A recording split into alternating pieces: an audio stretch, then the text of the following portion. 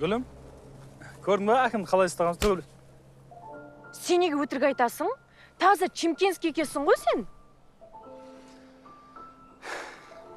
Не болып Чимкентский болсам? Чимкентский болсам не болыпты? Мен именно саған дәлелдеу үшін осылай жасадым. Чимкентский жігіттер бізде романтикпіз, Аллаға шүкір. Қызды сыйлай білеміз. Қыздарды алақанымызды аялай білеміз. Құрметтей білеміз бізде. Неге бөле бересіңдер сендер? Мынау Чимкентский, мынау мынандай деп, а? Сен Чимкентке барып көргесің бе өзің?